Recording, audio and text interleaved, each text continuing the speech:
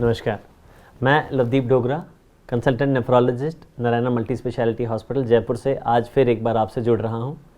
आज हम बात करेंगे किडनी डिजीज़ यानी कि CKD से जुड़ी भ्रांति यानी कि मिथ्स के बारे में। हाँ जी, हमारी किडनी डिजीज़ कुछ है ही ऐसी कि लोगों ने इसके बारे में बहुत सारी भ्रांतियाँ फैला रखी हैं। आमजन को तो चलो छोड़ ही देते हैं, डॉक्टरों में भी इसको लेके कई सारी भ्रांतियाँ होती हैं। आज ये वीडियो हम एक लेमैन यानी कि आमजन के लिए बना रहे हैं और कुछ ऐसी भ्रांतियों के बारे में बात करेंगे जो हम सब किडनी पेशेंट्स को at some phase of point of time बताते हैं, या फिर वो हमसे पूछते हैं, या फिर वो मन में अपने सोचते हैं या कहीं पढ़ लेते हैं। तो सबसे पहले तो जो भ्रांति है वो ये है कि आम लोग सोचते हैं किडनी डिजीज़ तो होती नहीं है, CKD इज़ प्रीटी रेयर। ऐसा नहीं है। किडनी डिजीज़ 100 में से 14 लोगों को होती है। 14% से 12% इसकी प्रेवलेंस है आज की डेट में। हमारी जनसंख्या में 12 से 14% लोगों को क्रोनिक किडनी डिजीज़ यानी कि CKD है। जी हाँ, CKD बहुत ज़्यादा कॉमन है। CKD डायबिटीज़ और हाइपरटेंशन दोनों से ज़्यादा कॉमन है। ऐसा क्यों है? क्योंकि आम तौर पे CKD जो है वो नज़रअंदाज हो जाता है। आम तौर पे हम ये सोचते हैं ज़्यादा पेशाब आना मतलब किडनियाँ हमारी नॉर्मल काम कर रही हैं।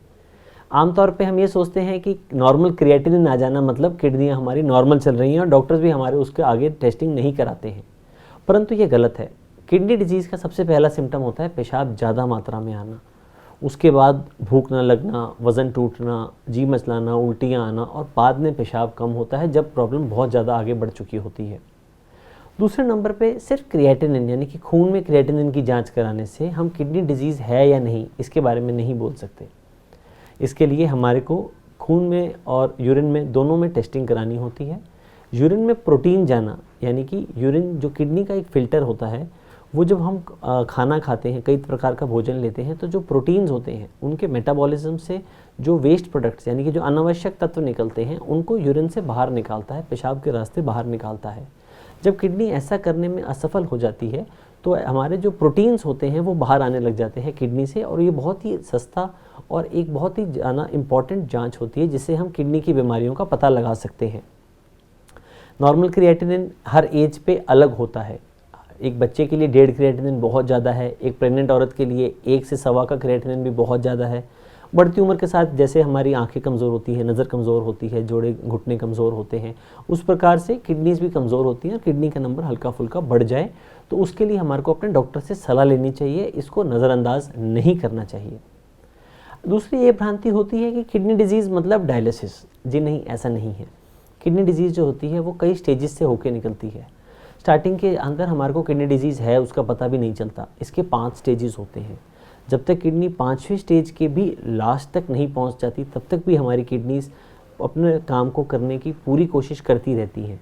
जब वो अपने इस काम को करने में पूर्ण रूप से असफल हो जाती हैं, पेशाब आना बंद हो जाता है, सूजन चढ़ जाती है, खून में एसिड की मात्रा, पोटेशियम की मात्रा बढ़ने लग जाती है, तब हम कहते हैं कि मरीज़ को स्थायी रूप से CKD यानी कि किडनी ख़राब हो गई है, और तब डायलिसिस या ट्रांसप्लांटेशन हमारे पास ये 2 ही ऑप्शन रहते हैं, परंतु यह काफ़ी देर से होता है, इसकी इंतज़ार ना करें। आगे ये कहते हैं कई लोग कि डायलिसिस एक बार लग गया तो फिर कभी हटता नहीं है। जी नहीं, ऐसा नहीं है। एक बार हम किसी मरीज़ को डायलिसिस पे शुरू करते हैं तो हम ये चाहते हैं कि उसकी किडनीज जो होती हैं ग्रेजुअली अपना फंक्शन वापस से रिकवर कर लें और नॉर्मल काम करने लगें। कुछ मरीज़ों में ऐसा संभव भी होता है कि बाद में डायलिसिस से किडनी को आराम मिल जाता है और कुछ समय बाद किडनीज अपना नॉर्मल काम करने लग जाती हैं। जब यूरिन आने लग जाता है, खून में एसिड की मात्रा कम होने लग जाती है और किडनीज अपना फंक्शन को रिकवर कर लेती हैं, तब हम डायलिसिस को उनमें कभी भी बंद कर सकते हैं। इसमें कठिनाई नहीं होती है।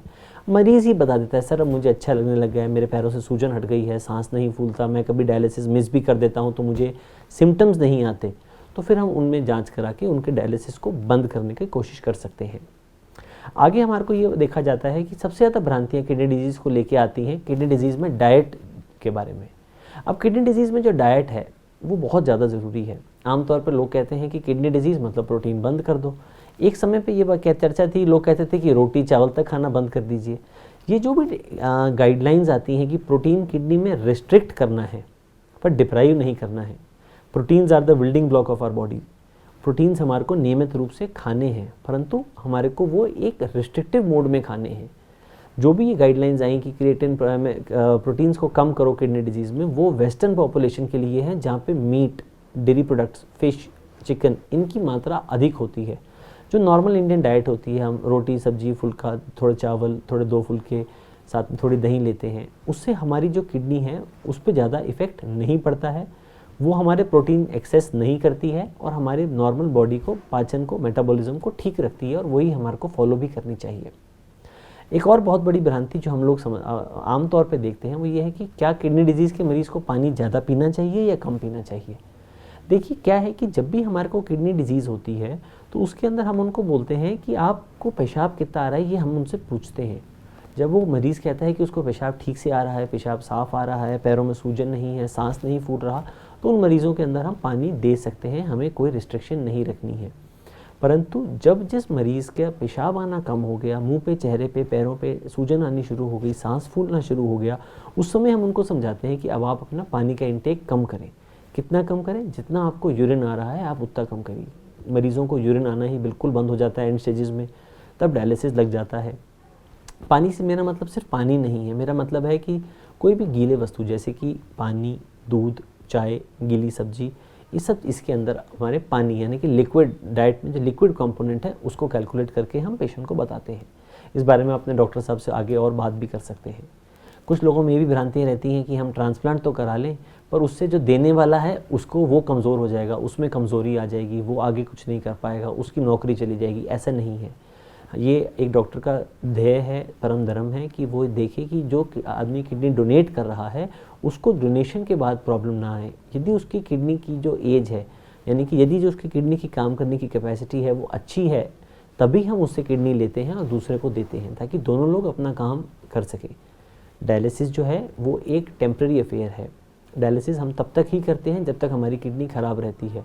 ट्रांसप्लांट एक परमानेंट अफेयर की तरफ हो जाता है जहाँ पे हम उस चीज़ को कंटिन्यूसली दवाइयों से किडनी को चला लेते हैं, ट्रांसप्लांट करी हुई नई किडनी को चला लेते हैं दवाइयों से, और फिर जो डोनेट करता है किडनी उसको भी प्रॉब्लम नहीं आती है। बस उनको अपना फॉलोअप में नॉर्मल जांचें जैसे कि करानी होती हैं वो कराते रहते हैं।